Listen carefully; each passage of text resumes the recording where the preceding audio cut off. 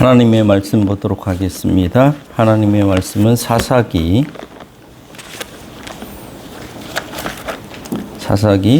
1장 1절에서 3절까지 있는 말씀입니다.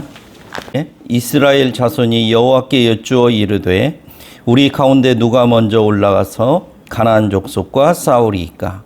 여호와께서 이르시되 유다가 올라갈지니라. 보라, 내가 이 땅을 그의 손에 넘겨주었노라 하시니라. 유다가 그의 형제 시므온에게 이르되 내가 제비 뽑아 얻은 땅에 나와 함께 올라가서 가나안 족속과 싸우자. 그리하면 나도 내가 제비 뽑아 얻은 땅에 함께 가리라 하니 이에 시므온이 그와 함께 가니라. 아멘. 우리들이 성경을 부분적으로 이해하기에 성경을 서로 모순되거나 또는 혼란스럽게 이렇게 여기는 그런 경우들이 많이 있습니다. 어떤 책을 볼 때 전체적인 흐름 속에서 일관성 있게 이해를 하지 않으면은 앞에 있는 말과 뒤에 있는 말이 제대로 연결되어서 이해되지 못하는 그런 경우들이 많이 있습니다. 특별히 성경이 그렇습니다. 성경을 보면 어느 부분을 지나치게 강조하거나 어느 부분을 무시해버리거나 이렇게 하면서 자기가 좋아하는, 자기 마음에 드는 그런 성경 구절들만 택해서 설교를 하거나 이해를 하거나 이렇게 해서 성경을 통해서 우리들에게 들려주시고자 하시는 하나님의 말씀을 온전하게 이해하지 못하고 자기 방식으로만 성경을 이해하는 그런 경우들이 많이 있다고 생각합니다. 무슨 일을 하기 전에 기도하고 응답받아서 해야 된다고 하는 이것이 잘못됐다 이렇게 얘기하는 것이 아닙니다. 기도 응답이 필요 없다는 말이거나 기도 응답이 중요치 않다는 그런 이야기가 아닙니다. 기도하는 것, 하나님의 응답을 받아서 그 응답에 따라서 우리가 살아가는 것 매우 중요합니다. 그리고 그렇게 해야 합니다. 그런데 오늘 성경 본문이 기도해야 된다는 것과 기도 응답을 받아서 행하여야 된다는 것을 이야기하느냐 하는 것이에요. 성경 전체의 흐름과 맥락 속에서 성경을 이해하지 않으면 성경을 이상하게 갖다 붙인다 이거죠. 성경에 대한 이해 또는 관점을 잘 보여주는 것이 무엇이냐면 성경의 배열과 성경의 구분입니다. 성경이 왜 창세기가 맨 처음에 와 있고 요한계시록이 왜 맨 마지막에 가 있는가?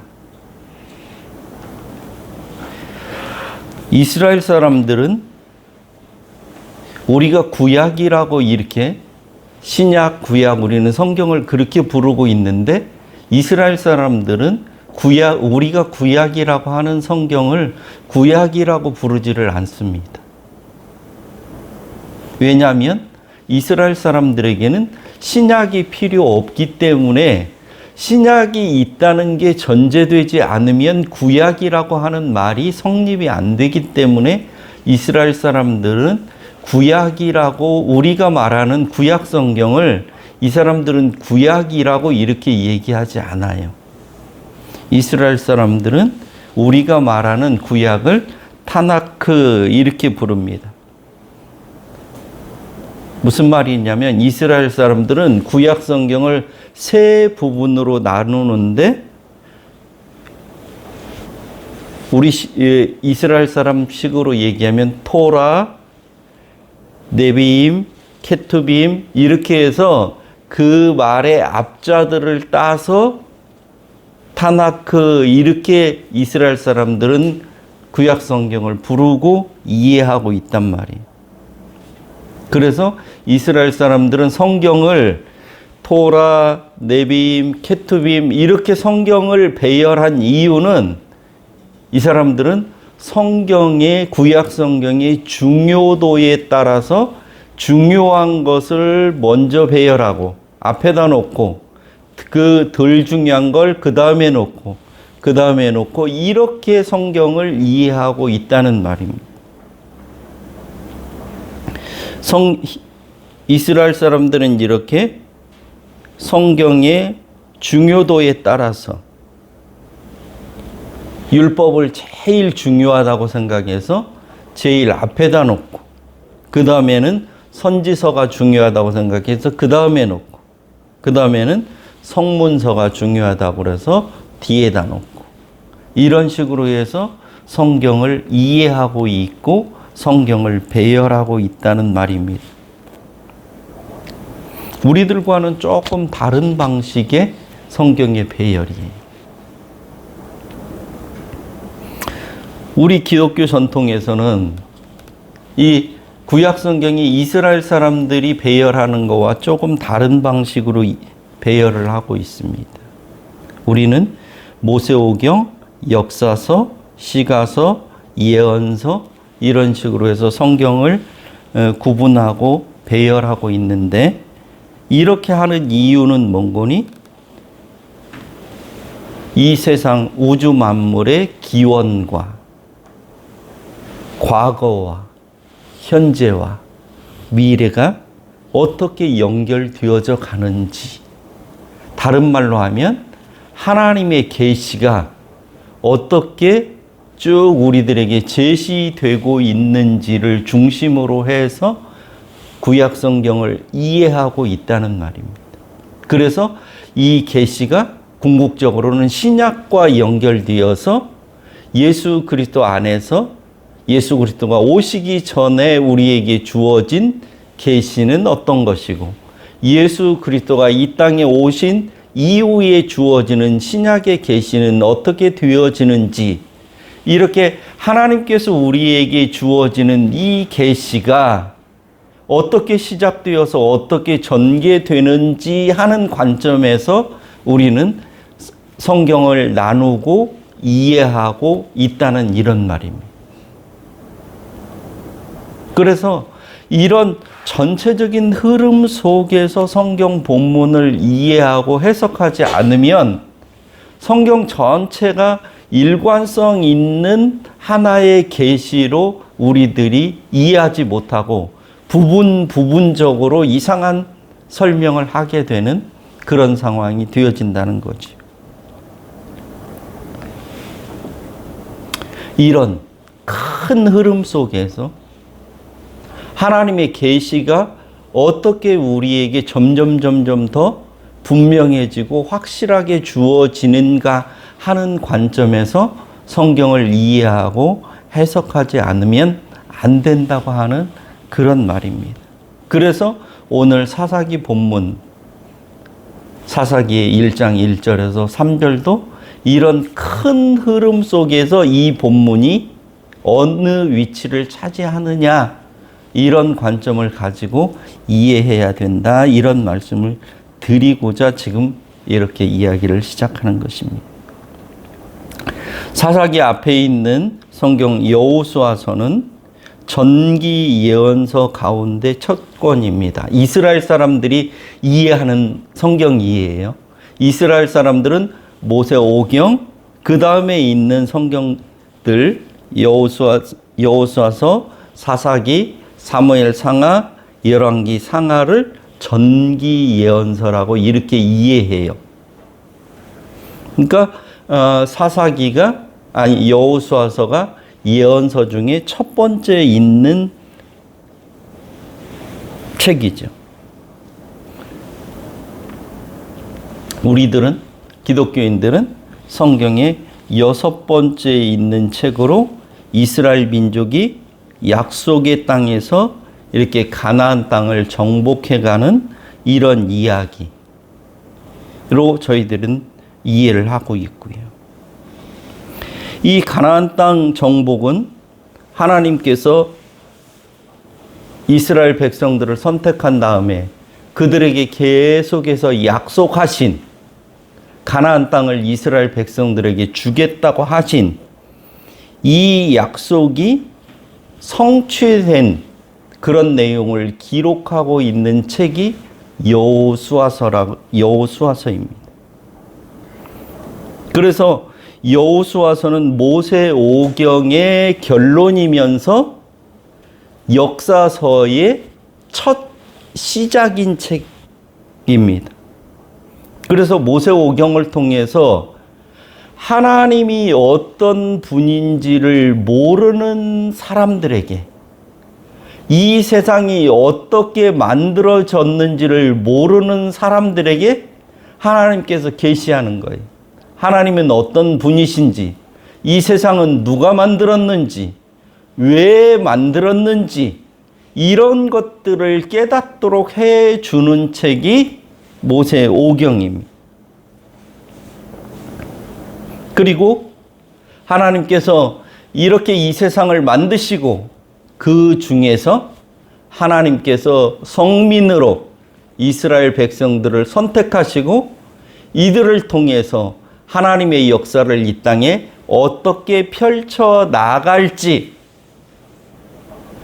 이것을 말씀하신 것이 모세오경이란 말이죠. 그리고 이렇게 약속하신 이스라엘 백성들을 통해서 약속하신 것이 가나안 땅을 하나님께서 주시면서 이곳에서 어떻게 이스라엘 백성들이 하나님의 역사를 이루어 나가야 하는지를 말씀하신 것이 여호수아서라는 말이죠.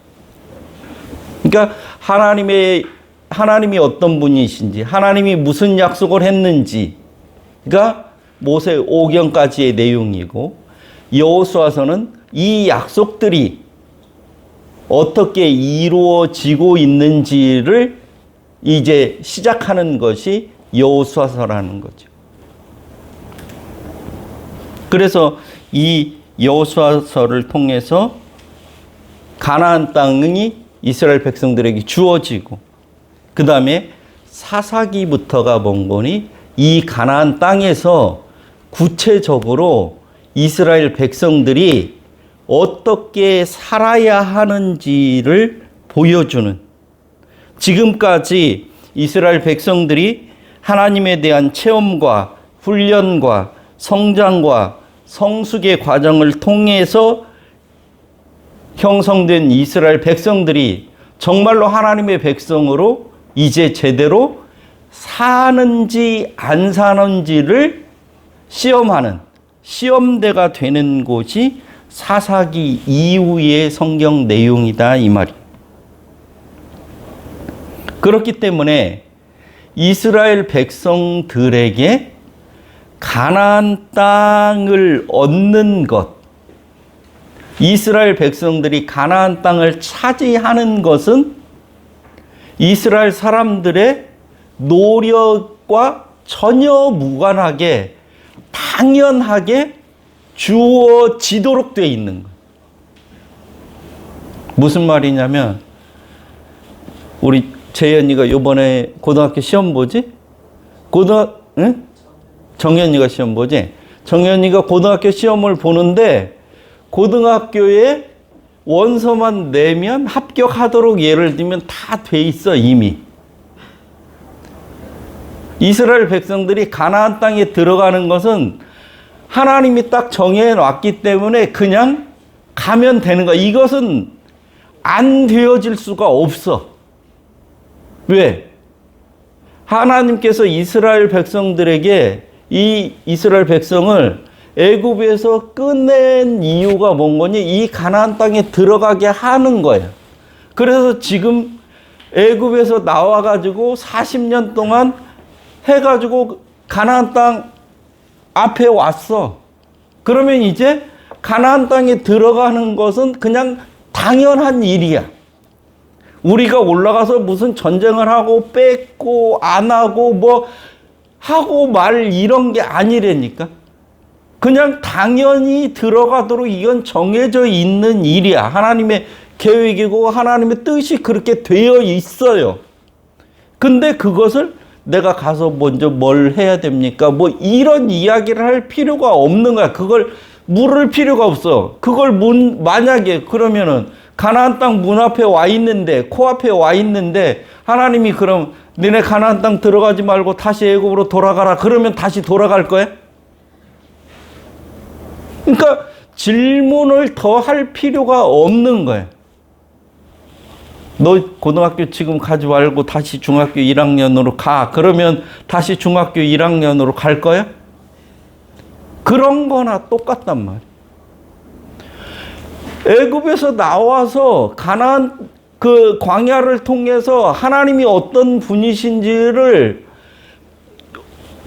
어마어마한 경험을 계속 한 거야. 하나님의 능력이 어떻고, 물이 안 나오는 데서 물이 나게 하는 것을 경험을 했고, 아무런 농사 지을 수 없어서 하나님께서 하늘에서 매일 만나를 내려주셔서 먹었고, 옷을 40년 동안 자기들이 옷 한 벌 만들지 않았어도 어떻게 옷이 헤어지지 않도록 하는 이런 하나님의 인도함, 하나님의 살아계심, 하나님의 역사하심, 하나님이 어떤 분이라는 것을 매일매일 생생하게 경험하면서 사는 거야. 그리고 가나안 땅에 들어가기 전에 어떻게? 요단강 물이 어마어마하게 넘치는데 법궤를 메고 어떻게? 요단강 물에 들어서니까 요단강 물이 뚝 끊어져 가지고 모든 사람들이 어떻게? 요단강을 맨 땅처럼 건너는 그런 경험을 이 사람들은 한 거예요. 이제는 애굽 땅으로 돌아가고 싶어도 돌아갈 수가 없는 거예요. 왜? 하나님의 계획이 그래.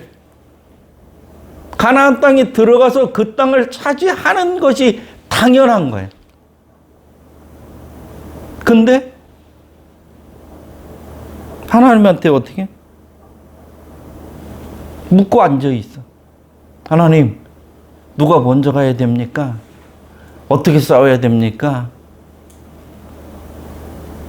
하나님은 너희들이 어떻게 싸우든 누가 먼저 올라가든 이런 거하고 아무런 관련이 없어. 너희들에게 이 땅을 내가 주기로 하고 지금 그 애굽 땅에서 너희들이 도저히 나올 수 없는 곳에서 세계 최강인 바로 밑에서 430년 동안이나 종살이하고 스스로 독립할 그런 생각도 계획도 아무런 전략도 없고 그냥 애굽의 하나의 종으로 동화되어서 그 땅에 살고 있는 그런 사람들에게 내일에 대한 아무런 비전이나 꿈이나 이런 것을 갖지 않았던 이스라엘 백성들에게 하나님께서 내가 너희들에게 약속한 그 약속을 지키기 위해서 아무도 하나님께 의지하지 않는 그런 상황에서 하나님이 이스라엘 백성들을 꺼내서 내가 너희들 조상들하고 이런 약속을 했는데 이 땅을 주기로 했다.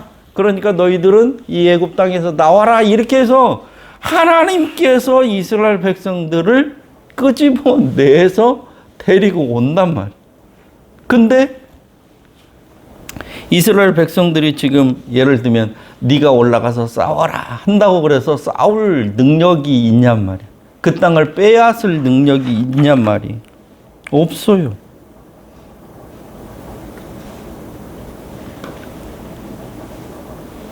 이스라엘 백성들이 의지할 것은 그냥 하나님만, 지금까지 하나님이 그렇게 해왔듯이 하나님이 앞으로도 그렇게 하실 거라는 것을 믿고 그냥 그대로 따라가기만 하면 되는 거야.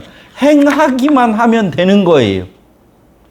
하나님이 하실지 안 하실지, 누가 필요하면 하나님이 누구에게 하라고 하실 거야.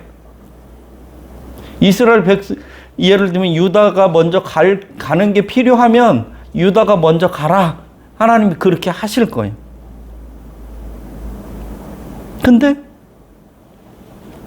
하나님을 의지하지 못하니까, 하나님을 믿지 못하니까 지금 주저주저 하면서 하나님께 묻는 거예요. 성경은 인간에게 큰 일을 맡기거나 성취하라고 하는 것이 아니라 하나님이 어떤 분이신지, 어떻게 일하시는지를 보라고 하는 거예요. 그걸 알아라 하는 거예요.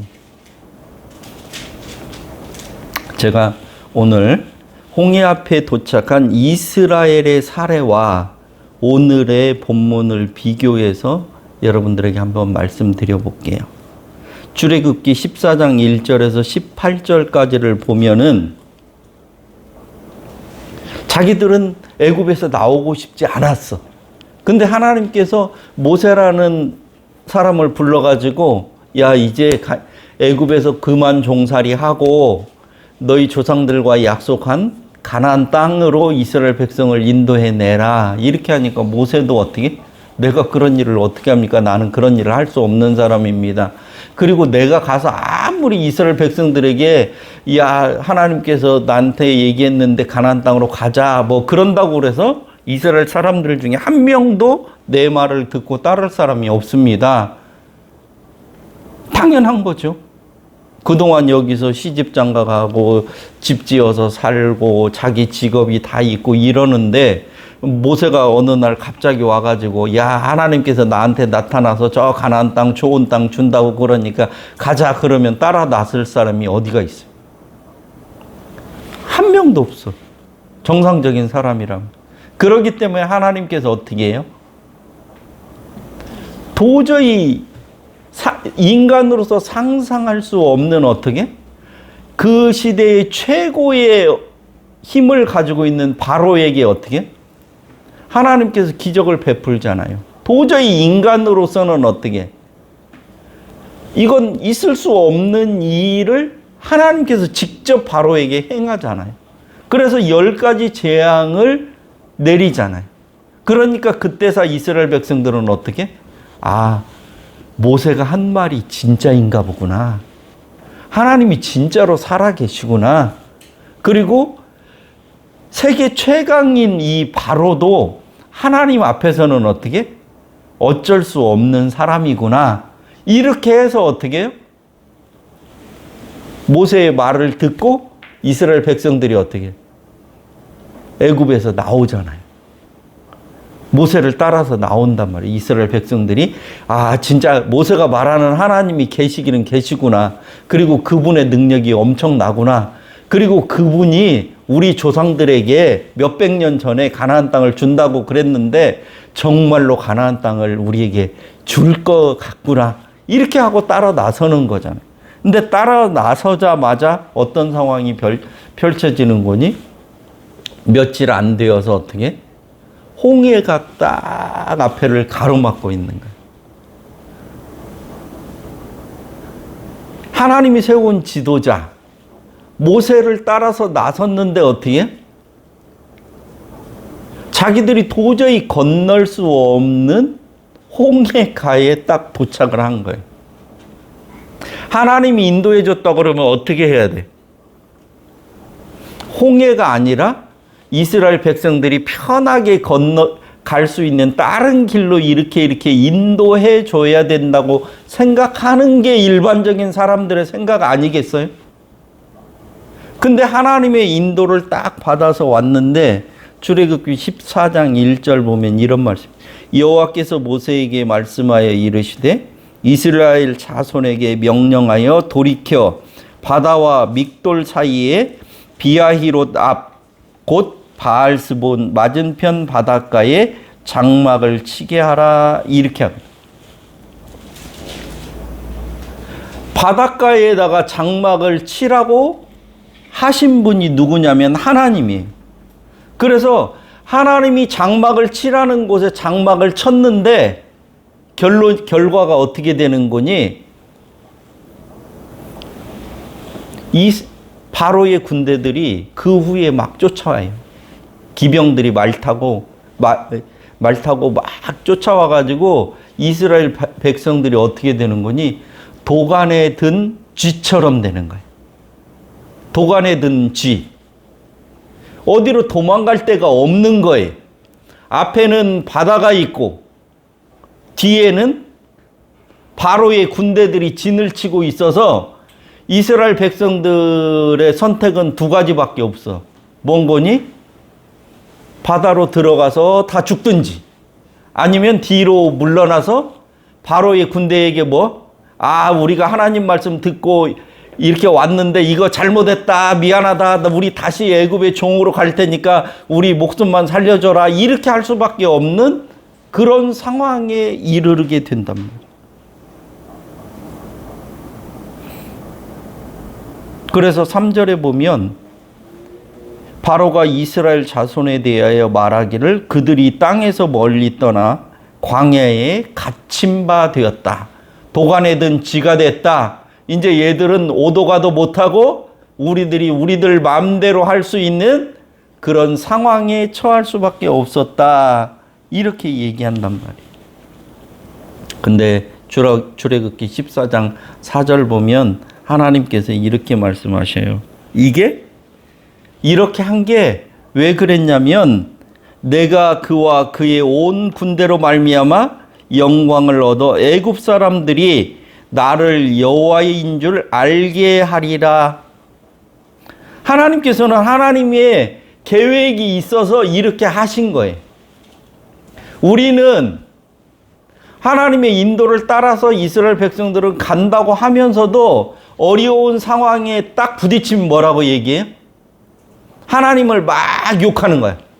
하나님이 이것도 몰라서 막 이런 곳으로 우리를 인도했냐? 그래갖고 우리를 막 이런 어려움, 공경에 빠지게 했냐? 이런 식으로 하면서 계속해서 하나님께 원망해요. 그런 일들이 계속해서 벌어져요. 근데 하나님은 어떻게 한다고요? 이 일을 통해서 어떻게? 하나님이 어떤 분이신지를 이 사람들로 알게 하려고 하나님은 계획을 가지고 이렇게 하시는 거예요.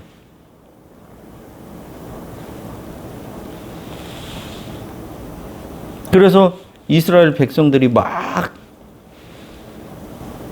욕해요. 뭐라고 얘기해? 우리가 애굽에서 죽을 데가 없어가지고 여기까지 끌고 나와서 광야에서 죽게 만들려고 그러냐, 막 이러면서 한단 말이에요. 하나님께 욕해요. 10절 보면은 뭐라고, 바로가 가까이 올 때 이스라엘 자손이 눈을 들어본 즉 애굽 사람들이 자기 뒤에 이른지라. 자기들 이제 꽁지에 다 다다른 거예요. 이제 죽을 것 같은 거예요. 이스라엘 자손이 심히 두려워하여 여호와께 부르짖고, 이게 기도하는 게 아니에요. 하나님을 믿어서 하나님 살려주세요. 하나님만이 우리를 구원할 수 있는 구원자라고 생각해서 하나님께 기도하는 게 아니다 이 말이에요. 우리들이 어떻게 막 불나거나 또 막 지진이 나거나 그러면은 어떻게 사람들이 아우성 치고 막 어떻게든 살려고 하는 거와 똑같은 상황이다 이 말이. 이제는 죽었구나. 더 이상 막 어떻게 해야 되냐. 하나님 있으면 나 좀 살려주세요. 하나님 있다고 생각하는 게 아니에요.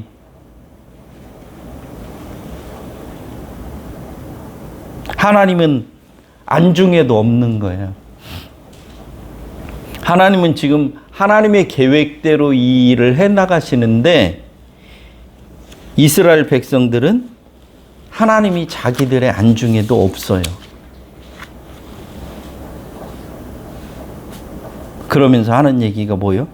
하나님이 있다고 생각해야 하나님께 부르짖는 거 아니에요.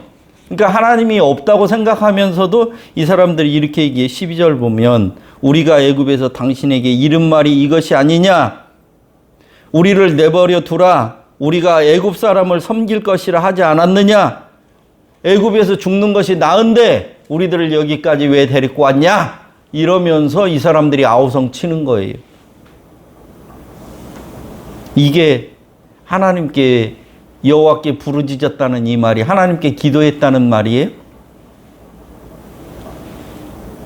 하나님을 원망했다는 말이죠. 모세를 따라 나선 자기들을 어떻게? 한탄하고 있는 거지 결코 하나님께 기도하는 모습이 아니란 말이에요. 이것이 사사기에서 지금 하나님께 누가 먼저 나가야 됩니까? 여쭤보는 지금 이 사람들의 모습이나 똑같은 모습이에요. 이때 모세가 뭐라고 얘기하는 거니? 너희는 두려워 말고 가만히 서서 여호와께서 오늘 너희를 위하여 행하시는 구원을 보라. 뭐라고 얘기한다고요? 우리식으로 제가 이해하기 쉽게 얘기하면 잔소리 말고 구경이나 하다가 떡이나 먹어라, 그 얘기예요. 어리석은 말을 하지 말아라. 하나님을 원망하지 말아라. 하나님을 믿지도 않으면서, 하나님의 능력을 정말로 의지하지도 않으면서 말도 안 되는 그런 소리를 짓거리지 말아라. 입 닫고 하나님이 어떻게 하시는지를 서서 쳐다보기나 해라. 이 말이 출애굽기 14장 13절에 있는 말씀이에요. 모세가 백성에게 이르되 너희는 두려워 말고 가만히 서서 여호와께서 오늘 너희를 위하여 행하시는 구원을 보라. 너희가 오늘 본 애굽 사람을 영원히 다시 보지 아니하리라.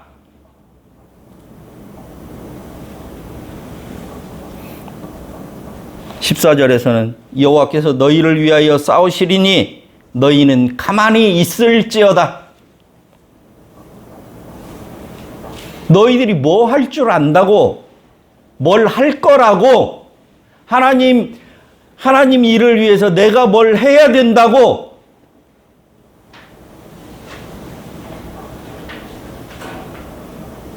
하나님께서 어떻게 하시는지, 하나님의 뜻은 무엇인지 하나님을 똑바로 알아라. 그 얘기. 그랬더니 15절에서 하나님께서 뭐라고 말씀하시는 거니? 참 재밌어요. 여호와께서 모세에게 이르시되 너는 어찌하여 내게 부르짖느냐?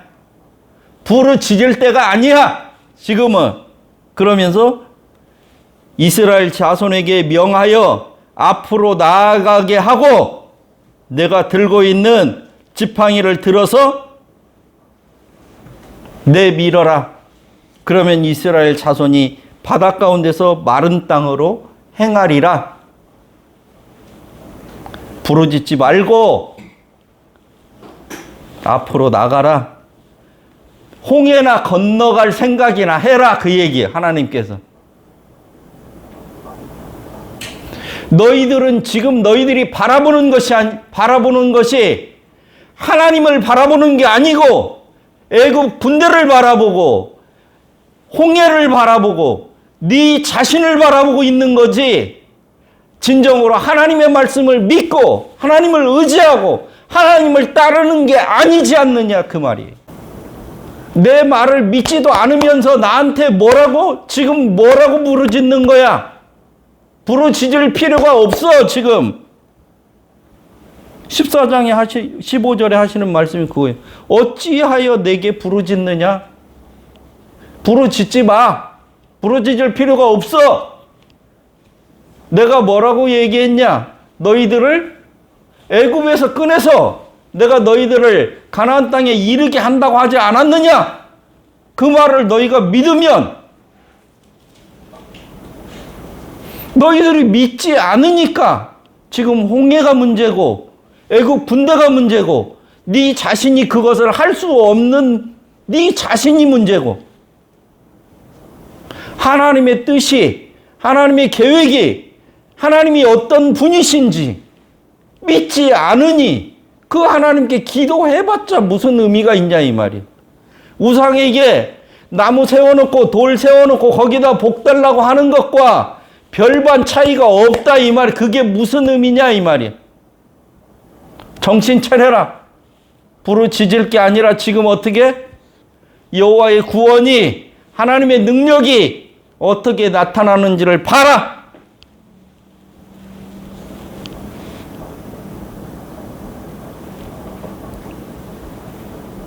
그러면서 하나님이 이렇게 말씀하셔요.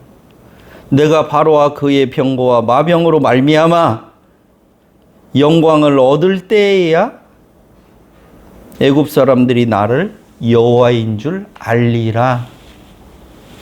말도 안 되는 일, 이해할 수 없는 일, 불가능한 일, 이런 것들이 어떻게 성취되는 것, 이루어지는 것을 보고 나서야 뭐라고 생각한다고요? 그때야 하나님이 계시구나, 하나님이 이 일을 하시는구나, 이렇게 사람들이 안다 이 말이야.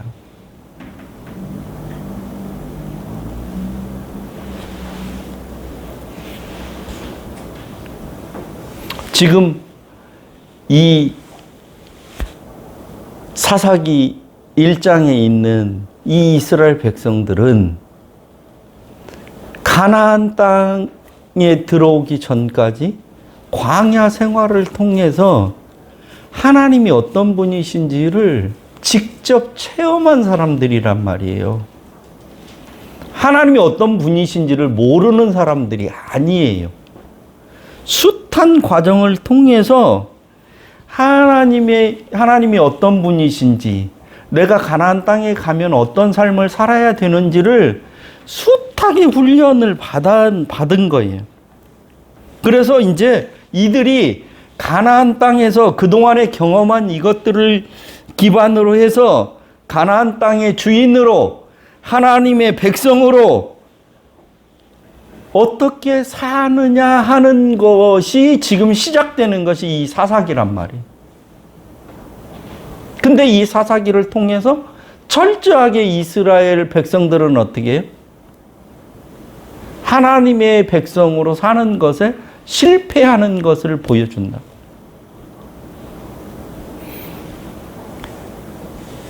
자기들이 믿는 믿음, 자기들의 신앙, 이 어떤 건지를 시험하는 게 사사기예요. 시험해보는 거.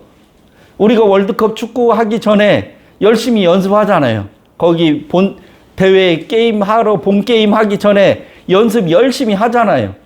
그래서 이제 실력을 쌓았어. 그럼 본 게임에 가서 그 실력을 보여줘야 이게 제대로 훈련을 한 거잖아요. 그죠?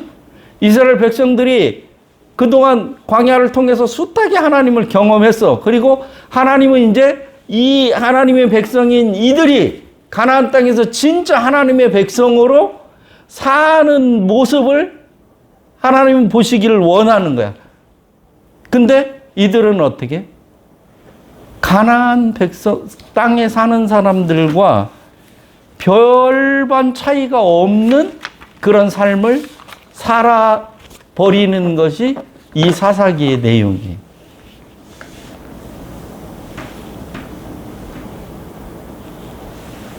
그러니까 초장부터 하나님을 제대로 올바로 믿지 않는 것을 하나님께서 어떻게 드러내 보여주시는 것이 사사기. 이 사사기는 왜 기록했냐면 사울과 다윗이라고 하는 왕정, 이제 사사들로는 안 되고 왕을 세워서 왕이 통치하는 나라가 있어야 된다고 하는 사람들을 위해서 사무엘이 쓴 게 사사기예요. 사사시대 때도 이렇게 하나님의 말씀을 제대로 믿지 않고 하나님을 하나님으로 섬기지 않아서 우리가 실패했다. 근데 사울이나 다윗이나 무슨 왕이라고 이런 사람을 세운다고 그래서 우리가 결코 성공할 수가 없다. 그러니까 사무엘이 이 왕정 시대를 살아갈 사람들을 위해서 사사기의 내용을 기록하고 있는 거예요. 사사 시대 때 우리가 하나님을 제대로 못 믿고 이렇게 실패했던 것처럼 아무리 훌륭한 왕을 세워도 하나님을 믿고 하나님을 따르지 않으면 우리가 실패할 수밖에 없는 삶을 살 수밖에 없다. 하나님의 백성으로서의 제대로 된 모습을 보여줄 수 없다는 것을 가르쳐주기 위해서 이 사사기가 기록이 됐단 말이에요. 사사시대에 사람들이 지 맘대로 하나님이 계심에도 불구하고 우리가 수많은 광야 생활을 통해서 하나님의 살아계심을 경험하고 사사시대를 통해서 우리가 하나님을 떠났을 때 수많은 고통을 겪으면서 또 하나님이 우리를 불쌍히 여겨주셔서 이렇게 하나님이 우리에게 많은 사랑과 은혜를 베풀어 주셨음에도 불구하고 우리가 실패한 것은 하나님을 진정으로 믿고 의지한 게 아니라 내 생각과 내 마음대로 의지하고 살았기 때문에 실패했다, 우리가. 근데 여기다가 왕을 세워놓는다고 그래서 우리가 성공할 거라고 믿으면, 왕의 말을 따르면 될 거라고 생각하는 이런 어리석은 생각을 버려라. 참된 왕은 하나님밖에 없다. 이것을 말하려고 쓴 성경이 사사기란 말이에요.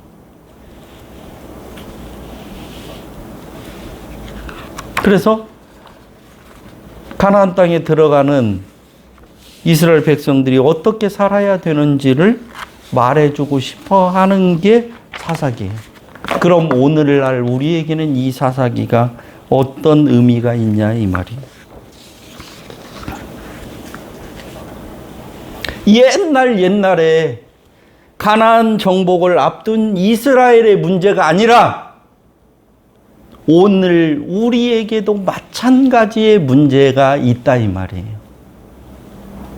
농경생활에서 산업사회로, 산업사회에서 지식정보화 사회로, 가상과 현실이 공존하는 세계로의 대전환이 이루어지고 있는 이런 시대예요, 지금이. 그래서 정신이 없는 시대예요. 옛날에 배우고 알고 있었던 것이 적용이 안 되는 시대예요. 혼란스러운 시대예요. 이런 시대에 기독교인은 어떻게 살아야 하는지, 어떠해야 하는지를 답하는 것이 사사기란 말이에요. 왕정시대를 살고 있었던 사람들을 위해서 사무엘이 사사시대에 이렇게 우리가 애굽에서 살던 생활, 광야에서 살던 생활과는 전혀 다른 안정된 평안한 삶을 살 수 있는 이런 시대 속에서 우리가 왜 실패했는지를 가르쳐 주는 것처럼 또 이어서 왕정시대의 실패를 우리가 보면서 이 변화하는 이 21세기 이 속에서 기독교인들은 어떻게 살아야 되는가, 어떠해야 하는가를 말하고 있는 것이 이 사사기란 말이에요. 우리 전에 있었던 사람들의 신앙의 모습을 통해서 그들이 알고 있는, 그들이 따르고 있는 하나님에 대한 그 생각이 어떠한지를 오늘 우리들에게 이야기하고 있단 말이에요. 너희들은 지금 하나님을 어떻게 믿고 있냐? 이렇게 세상이 많이 변한다고 그래서 그걸 따라가고 그거에 맞춰서 이것저것을 해보는 것이 신앙인으로서 해야 될 일이냐? 너희들은 사사시대의 실패, 왕정시대의 실패, 예수님이 오셨을 때 이 땅에 살았던 많은 사람들의 실패, 캐톨릭의 실패, 교회가 건물 많이 짓고 지 맘대로 바벨탑을 쌓은 것의 실패, 그것이 무엇인지를 아느냐? 그 얘기를 지금 우리에게 해주고자 하는 게 이 사사기란 말이에요. 이 시대를 너희들은 어떻게 살아낼 거냐? 너희들에게 하나님은 어떤 분이냐? 기독교인이라면 하나님이 너희들에게 원하시는 이 땅의 삶이 무엇이냐? 이것을 지금 오늘 우리에게 묻고 계시다, 이 말이에요. 이게 이 성경이 우리에게 주는 메시지고 의미예요.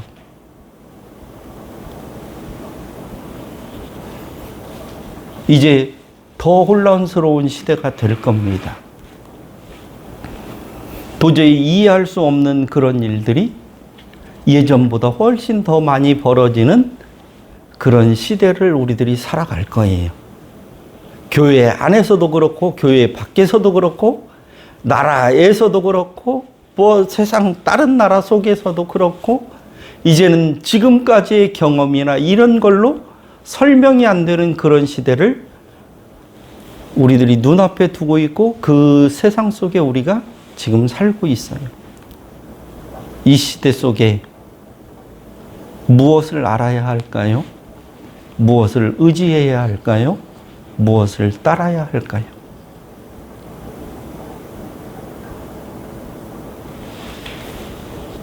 진정으로 살아계신 하나님을 의지하고 그 하나님이 가르쳐 주신 그것을 믿고 따르지 않는다면 사사시대에 이스라엘 백성들이 범했던 그 오류, 많은 사람들이 그동안 역사를 거쳐가면서 범했던 그 오류를 우리도 그냥 그대로 범하는, 전혀 기독교와는 상관없는, 하나님과는 상관없는 그런 삶을 사는 사람들이 될 수 있다고 하는 것을 우리가 기억하고, 모든 일 중에 하나님이 어떤 분이신지, 하나님이 오늘 이 시간 이 땅에 나를 존재하게 하는 이유는 무엇인지를 우리들이 분명하게 인식하고 그렇게 살지 않으면 하나님과는 무관한 그런 사람들일 것입니다. 우리 모두에게 이 하나님께서 인도자 되어 주시고 우리들을 지키시고 깨닫게 해주셔서 하나님의 은혜 안에 거하는 우리 모두가 되기를 소망합니다.